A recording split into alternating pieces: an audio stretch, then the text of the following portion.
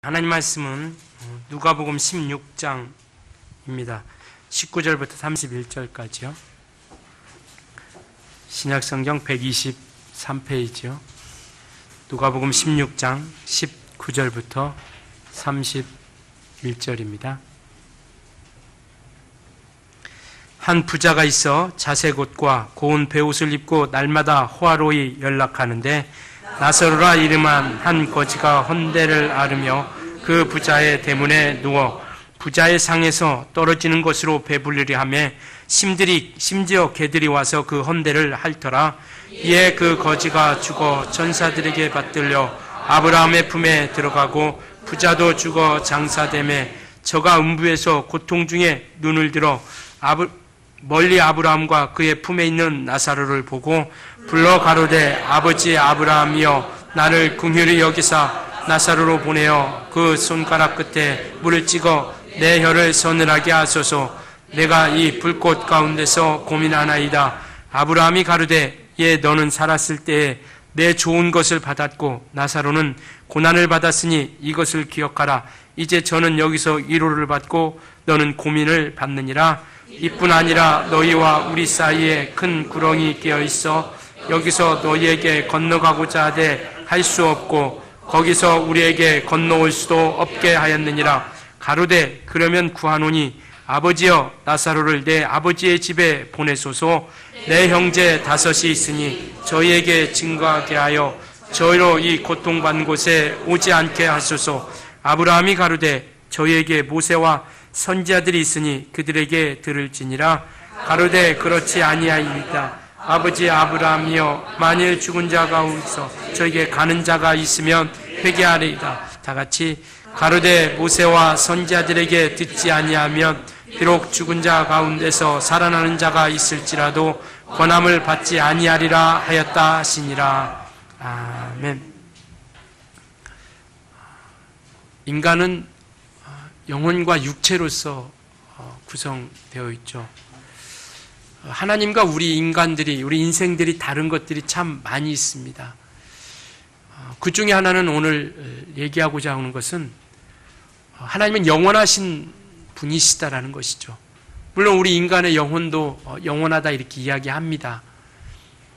우리 인생들은 육체와 하나님께서 우리 인생들을 지으실 때 육체로만 짓지 아니하시고 영적 존재가 되게 하셨죠. 그래서 우리 영혼을 영원한 존재로서 나타내 주셨습니다.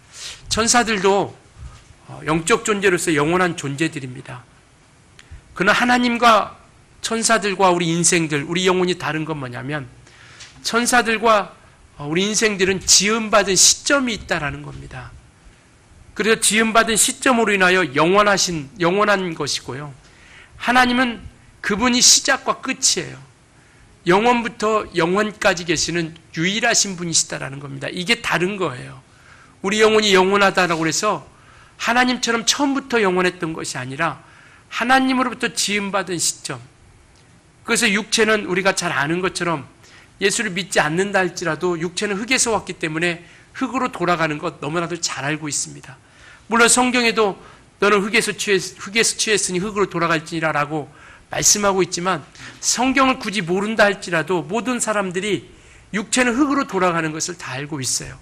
이것처럼 어떤 시간적인 존재가 유한한 존재로서 존재하고 있는 것이 육체고 우리 영혼이라는 것은 무한히 존재하고 있다는 겁니다. 그래서 우리가 신앙생활하는 것은 보이는 육체를 위해서 준비하지 아니하고 보이지 않는 영혼을 위해서 우리가 준비하는 것이 바로 신앙생활입니다.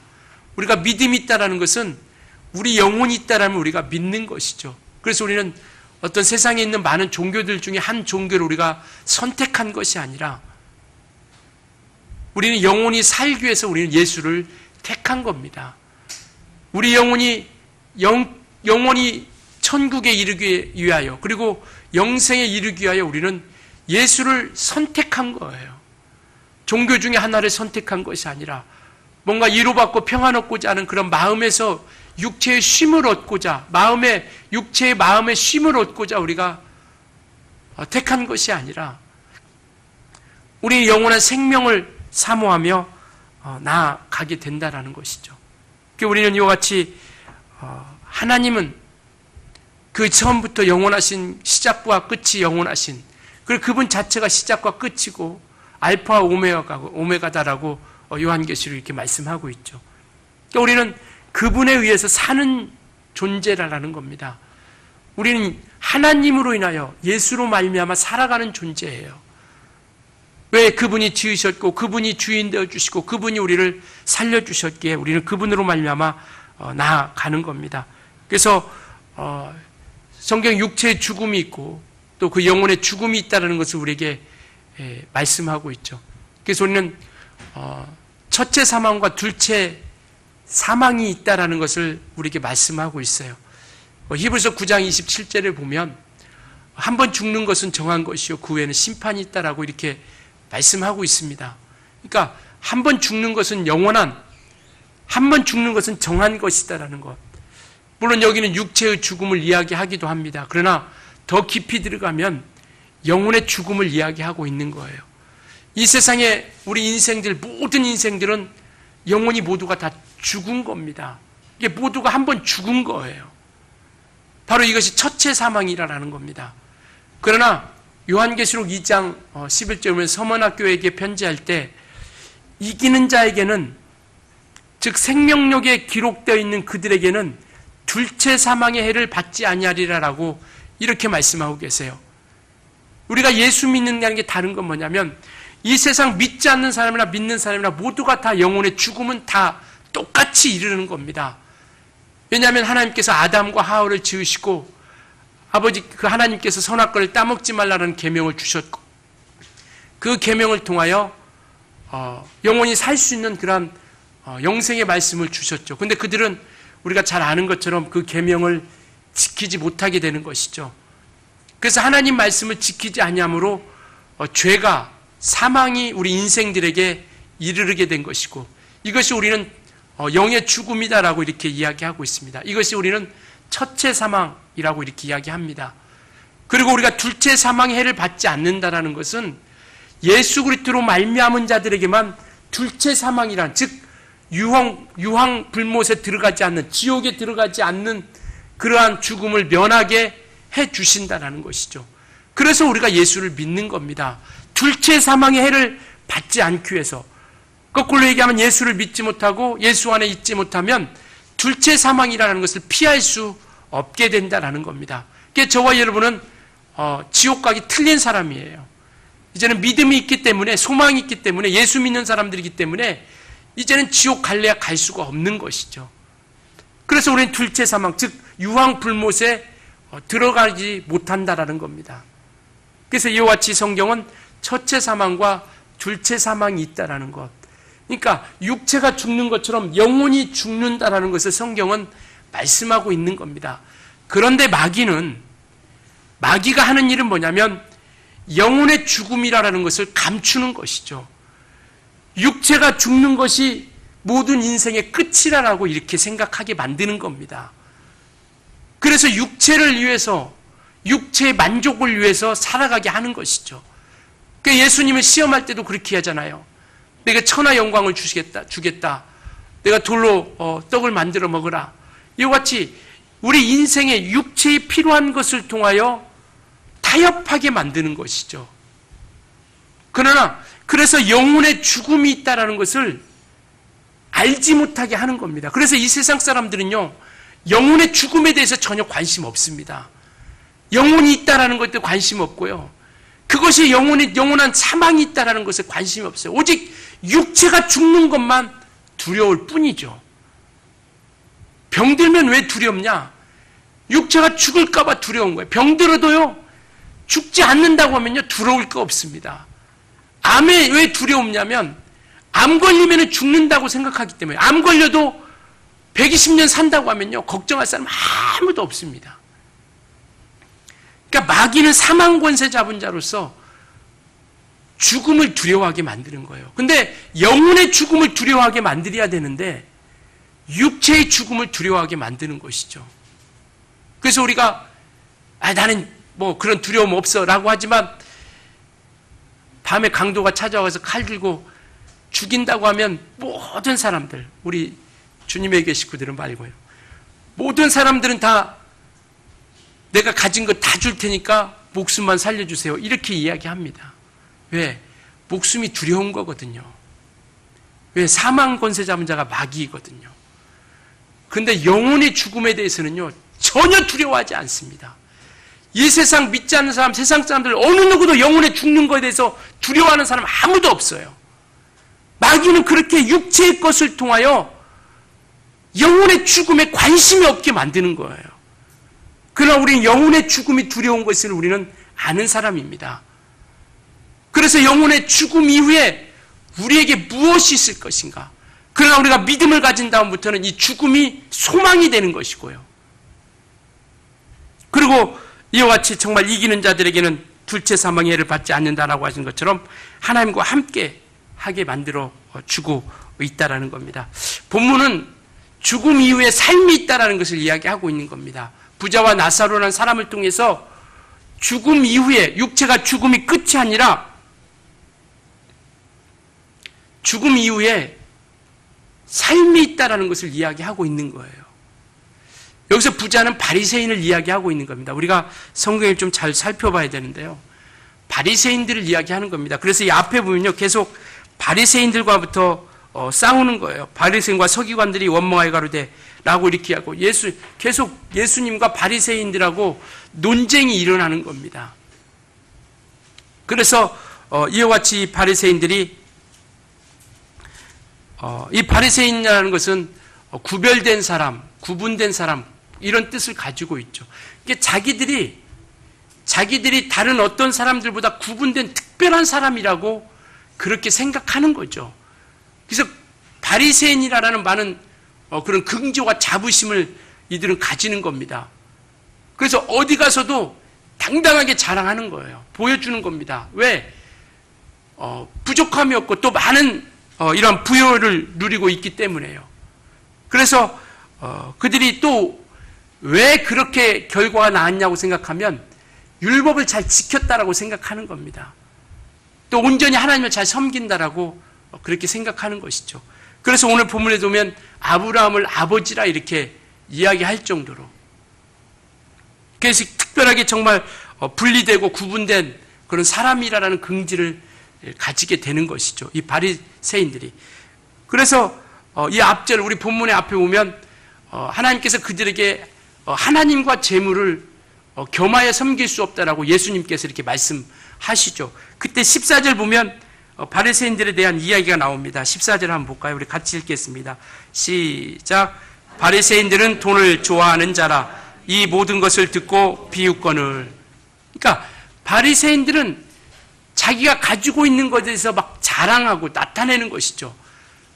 그러니까 예수께서 이렇게 얘기하니까 비웃는 거죠. 선지자라고 예수를 구세주로 인정하지 못하는 겁니다. 그러니까 그가 말씀하시는 것, 예수 그리스도께서 말씀하시는 것에 대해서 비웃고 조롱하게 되는 것이죠. 바로 그때 이제 주님께서 부자와 나사로 이야기를 하게 되는 것이죠. 그러면서 이렇게 죽음 이후에 삶이 있다라는 것을 이야기하고 있는 겁니다. 그러니까 이 바리새인들은요, 아브라함을 아버지라 모시고 있지만 예수 그리스도의 이야기를 들으려고 하지 않는 것이죠. 하나님의 말씀을 들으려고 하지 않는 겁니다. 왜? 자기들이 온전히 하나님을 잘 섬긴다라고 생각하기 때문에요. 우리가 조심할 것은 바로 이겁니다. 우리가 교회 안에 있다고 해서 우리가 하나님의 사랑을 받을 수 있고 인도함 받는 것이 아니라 예수 그리스도의 말씀하신 그 말씀 가운데 온전히 우리가 거하는 사람들이 되어져야 된다라는 것이죠.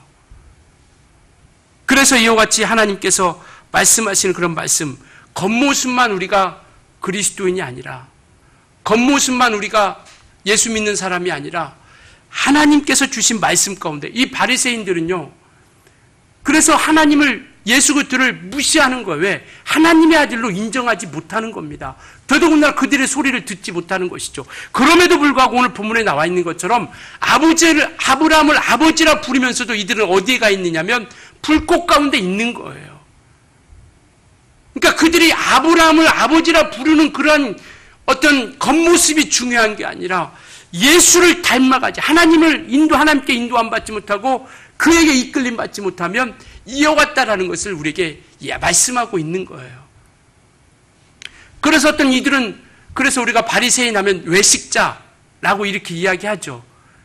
왜냐하면 그들은 겉으로만 무엇인가를 정말 어떤 위선을 가지고 그 나타내는 것으로서 온전히 하나님을 섬긴다라고 이렇게 생각하는 것이죠. 그래서 바리새인들을 우리가 외식하는 자 이렇게 이야기하는 것이죠. 결국 이들의 끝이 뭐냐면 영원히 불꽃 가운데서 고민하며 번민하게 된다는 것을 이야기하고 있습니다. 육체라는 것은 기회입니다. 하나님께서 육체는 우리에게 주어진 기회예요. 그렇기 때문에 이 육체의 기회를 우리가 어떻게 쓸 것인가. 오늘 28절 오면 내 형제 다섯이 있다라고 이렇게 말씀하고 있죠. 이 형제 다섯이 있다라는 것이 바로 우리의 모습입니다. 우리의 모습인데 우리에게 와서 정말 그들에게 모세와 선지자들이 그 다섯 형제에게 복음을 증거해야 하는 것처럼 오늘 저와 여러분에게 끊임없이 하나님의 말씀이 우리 가운데 두드리고 있다는 것이죠. 우리가 온전히 갈 수 있도록 이 다섯 형제는 지금 우리의 모습입니다. 그래서 모세와 선지자를 통해서 계속 말씀을 증거하고 전해야 그들이 온전한 구원에 이르는 것처럼 오늘날 예수 그리스도의 복음을 우리가 들었고 그 말씀 가운데 온전히 인도함 받고 변화되어야 우리가 하나님께로 온전히 이끌림 받을 수 있다라는 것을 우리에게 말씀하고 있는 겁니다. 그래서 오늘 우리는 계속 하나님 말씀을 듣는 것이죠. 그 말씀 가운데 우리가 나아가는 겁니다. 그래서 육체가 있을 때 우리가 정말 하나님 앞에 인도함 받고요. 또 육체가 있을 때 하나님 말씀을 듣고 육체가 있을 때 우리가 회개하고 육체가 있을 때 우리가 변화된 삶을 우리가 살아가는 겁니다. 그래서 육체는 기회라는 것이죠. 그래서 오늘 이 말씀을 통해서 누구나가 죽음 이후에 삶이 있을 텐데 그 죽음 이후에 우리가 어떠한 삶으로서 나아갈 것인가. 그게 계속 우리가 복음을 증거하고 또 복음을 듣는 것. 그래서 우리가 복음을 듣는 것은 예수를 닮아가려고 하고요. 우리가 회개하려고 하고 우리가 변화된 삶을 우리가 가지려고 하는 겁니다. 그래서 계속 우리에게 경고하고 있는 거예요. 하나님 말씀이 우리를 두드리고 있는 겁니다. 이 약속의 말씀이 우리 심령을 계속 두드리고 있는 거예요. 그래서 그 말씀을 듣고 우리는 정말 변화받고 또 하나님 앞에 인도함 받고 이끌림 받으며 나아가는 것이고요. 그래서 우리는 이와 같이 하나님의 말씀을 통해서 변화받는 그런 믿음의 역사들이 있다라는 것을 우리가 만들어가는 것이고요. 우리는 끝이 있다라는 걸 알아야 됩니다. 사람들은요, 천년만년 살 것 같이 그렇게 살고 있어요. 육체가 참으로 오래 살 것처럼 그렇게 살아가고 있습니다. 믿음 없는 사람들, 또 믿음이 신앙생활하면서 교회 다닌다 할지라도 우리가 수많은 사람들이 우리가 신앙생활을 하고 있지만 영혼을 위해서 영혼을 준비하는 사람들은 많지 않다라고 합니다. 그러나 저와 여러분은 영혼을 위해서 준비하는 사람입니다. 끝이 있음을 아는 사람들이에요. 이 세상에 한번 우리가 청문회 같은데 한번 그런 거 보면 얼마나 물론 시대가 그렇다라고 이야기할 수 있겠지만 얼마나 많은 것들이 드러나지 않을 것 같지만 다 드러나고 또 오랫동안 권력을 누리며 정말 천년만년 그렇게 권력을 누리며 살 것 같지만 그 기간이 잠시 지나면 끝이 있다라는 것이죠. 우리는 끝을 아는 것이 바로 우리의 믿음입니다. 그래서 끝이 있음을 알고 우리는 그 끝을 향해서 우리가 준비하며 달려나가는 것이죠. 바로 그것이 우리의 죽음이고요. 그래서 우리 성도들의 죽음은요, 성도들의 죽음이라는 것은 바로 영원한 안식이라는 겁니다. 바로 그것이 우리의 소망이고 그것이 우리에게 생명이라는 것을 말씀하고 있죠. 잠언서 14장 22절에 보면요, 의인들의 죽음은 소망이다라고 이렇게 말씀하고 계세요. 의인들의 죽음은 소망입니다. 이것이 끝이 아니고 이것이 또 다른 세계의 우리의 시작이라는 것이죠. 죽음이 우리는 또 다른 세계의 시작입니다. 그렇기 때문에 우리가 장례 치를 때 발인할 때 우리 세상에서는 연결식이라고 이렇게 얘기하죠. 왜냐하면 이제 가서 뭐 화장을 하든지 땅에 묻든지 하면 영원히 볼 수 없다고 생각하기 때문에 연결식, 이렇게 영원한 결별 이렇게 생각해서 연결식 이렇게 하죠. 그러나 우리는 발인 환송 예배라고 이렇게 얘기합니다. 왜냐하면 이곳이 끝이 아니라 우리는 그 낙원, 그 천국으로 우리는 환송해 주는 거예요. 물론 육체를 환송해 주는 건 아니지만, 그러나 우리가 그 영혼을 우리가 하나님 나라에 이르겠다는 것에 대해서 기뻐하며 박수 치는 거죠. 물론 우리가 헤어짐이라는 섭섭함과 아쉬움은 분명히 있죠. 그러나 또 다른 세계에 향한, 천국에 향한 발걸음으로써 우리가 박수 쳐준다는 것이죠. 환송해 준다는 겁니다. 아이가 태어날 때요. 아이가 태어날 때, 너 인생이 고달프겠구나. 앞으로 살아갈 날이 막막하구나라고 고민하고 번민하면서 막 우는 사람이 어디 있어요? 엄마는 울죠. 왜냐하면 고통스러우니까, 아프니까. 모든 사람들이 대부분 박수 치면서 환영해 주죠. 무슨 인생이 편안하고 어떤 육체의 삶이 좋고 행복해서가 아니라 정말 네가 또 다른 세계를 통해서, 엄마 뱃속에서 또 다른 세계를 통해서 나왔다라는 것에 대해서 우리가 박수 치고 환영해 주고 함께 기뻐하는 것이죠. 이것처럼 우리가 천국에 이르는 것에 대해서 그렇게 박수치며 환영해주고 환송해주는 겁니다. 그래서 성도들의 죽음은 소망이라는 겁니다. 성도들의 죽음은 소망이에요. 그것이 우리의 신앙이고 영원한 안식이라는 것을 우리에게 말씀하고 있습니다. 따라서 신앙생활은요, 영적 생활은 죽을 준비하는 겁니다. 사람들은 죽지 않으려고 몸부림치지만 우리는 죽을 준비하는 거예요.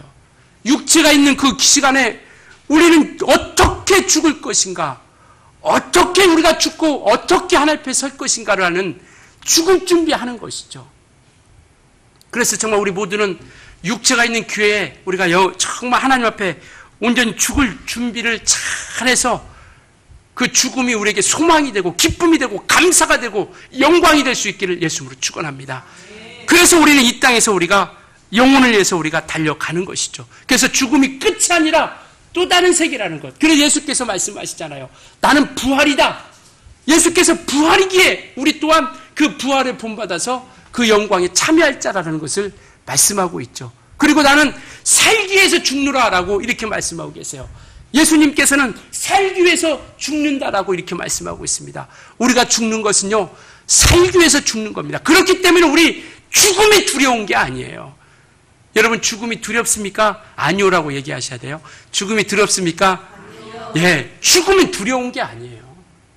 우리 믿음의 사람들은요, 우리 신앙인들은 죽음이 우리에게는 기쁨인 겁니다. 그러니까 많은 믿음의 선진들이 순교하는 것이죠. 두렵지 않게 기쁨으로. 그래서 스데반도 하늘 영광을 보았고 그 영혼을 아버지께 부탁했고, 왜? 그것이 영원한 기쁨이요 소망이라고 생각하기 때문에요. 제가 신학교 다닐 때 순교해달라는, 신학교 다닐 때까지만 해도 순교해달라는 얘기를 했어요. 지난번에 한번 제가 말씀드린 것 같은데요.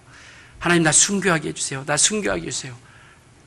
그렇게 막 순교 멋있잖아요. 정말 예수에서 딱 죽는다는 게 얼마나 이게 정말 이게 얼마나 행복이고 영광 아니겠습니까? 근데 신학교 다닐 때 그 시베리아 불꽃이라는 책이 있어요. 그 책을 이제 읽는데요. 소련에서 예수 믿는 사람들이 이제 핍박당하는 그러한 장면들이 있는데, 그곳에서 보니까요, 손톱 하나 빼고 예수 믿을 건가 안 믿을 건가, 또 하나 또 빼고 예수 믿을 건가 안 믿을 건가, 이렇게 하는데 순교라는 것이, 그리고 이 살을요 이 포 뜨듯이 이렇게 하는데, 야, 과연 그것을 견디면서 이걸 할 수 있을까? 그때 정신으로는 순교 못하겠구나 이거. 그래서 그 뒤로부터 기도 안 해요. 이제. 순교는 내가 한다고 해서 하고 싶어서 하는 것이 아니라라는 것이죠. 성령이 함께 하시고 소망이 있어야 우리가 감당할 수 있는 것이구나. 내가 순교해달라고 기도한다고 해서 순교가 되는 것이 아니라 그 순간 가운데 과연 우리가 믿음을 끝까지 지킬 수 있는가. 그래서 마귀는요, 계속 육체의 것으로 우리를 유혹하는 겁니다. 타협하게 만드는 거예요.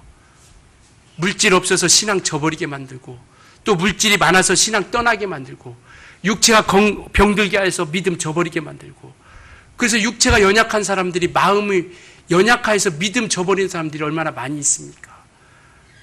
그러니까 먹을 것, 입을 것, 마실 것, 육체의 것으로만 자꾸 우리를 공략하는 거예요. 그 소망 가지지 못하게 해요. 그게 대부분 믿음 떠난 사람들이 어떤 거창한 거, 뭐 하나님의 의도가 뭐 틀려서 이런 게 아니라 먹을 것, 마실 것, 입을 것, 어떤 부귀 영화, 이런 재물, 어떤 권세, 이런 것을 통해서 믿음을 저버리게 만든다라는 겁니다. 그래서 우리는 이와 같이 영적인 투자를 하는 거죠. 시간을 통해서, 물질을 통해서, 우리 육체를 통해서 우리가 투자하는 겁니다. 왜요? 우리는 가치를 알기 때문에. 그래서 이 바리새인처럼 우리는 물질의 노예가 아니라, 시간의 노예가 아니라, 어떤 육체의 노예가 아니라, 우리는 시간을 지배하고 사용하는 자, 물질을 지배하고 사용하는 자, 육체를 우리는 지배하고 사용하는 자가 되어지는 겁니다. 그래서 우리는 투자하는 거죠. 왜? 가치를 알기 때문에. 마태복음 13장 44절에 보면요, 어떤 사람이 밭에 가서 보화를 발견하고 그 보화를 발견해 가서 자기 집에 가서 자기 모든 것을 팔아서 그 밭을 삼과 같다라고 이렇게 이야기하고 있습니다. 천국이 사람들이 볼 때는 무식하고 어리석고 바보스럽죠. 그게 무슨 가치가 있어서 그걸 사겠습니까? 그러나 그 사람은 안 거예요. 그곳에 보화가 있다라는 것. 우리는 그 투자의 가치를 안 겁니다. 저와 여러분은 이와 같이 시간과 물질과 육체를 투자할 가치를 안 거예요. 정말 영혼을 위해서 우리가 투자할 수 있길 예수님으로 축원합니다. 영혼을 위해서 투자하는 거예요. 시간의 노예가 되는 것이 아니라, 물질의 노예가 되는 것이 아니라, 하나님과 물질을 또 시간을, 환경을 겸하여 섬기는 자들이 아니라 하나님을 온전히 섬기는 우리 그리스도인들. 왜요? 죽음이라는 게 있기 때문에. 그 죽음이 우리 그리스도인들에게는 영원한 소망이기 때문에, 성도의 죽음은 소망입니다. 그렇기 때문에 이 소망을 향해서 우리가 달려가는 것이죠. 그래서 이와 같이 마귀는 끊임없이 육체의 것으로 우리를 자꾸 영혼의 죽음을 잊게 만들고 육체의 것을 드러나게 하지만, 정말 이와 같이 우리는 날마다 그 권함을 통해서 하나님께로 가까이 갈 수 있는 우리 모두가 되어줄 수 있기를 예수로 부탁을 드리겠습니다. 그래서 누가복음 12장에 보면 우리가 잘 아는 이야기가 있죠. 어떤 사람이 정말 밭에 소출이 많아서 그것을 창고에 쌓아놓고 이제 내 영혼아 편히 먹고 쉬자라고 했을 때 하나님께서 내 영혼을 취하면, 오늘 밤에 내 영혼을 취하면 그것이 네 것이 되겠느냐라고 이렇게 이야기하면서 하나님께 대하여, 자기를 위해서 쌓아두고 하나님께 대하여 부요치 못한 자다라고 이렇게 말씀하고 계세요. 자기를 위해서 쌓아두고 하나님에 대하여 부요치 못한 자가 되라, 부요치 못한 자다라고 이렇게 말씀하고 있습니다. 우리는 하나님께 부요한 자가 되었기를 예수님으로 축원합니다.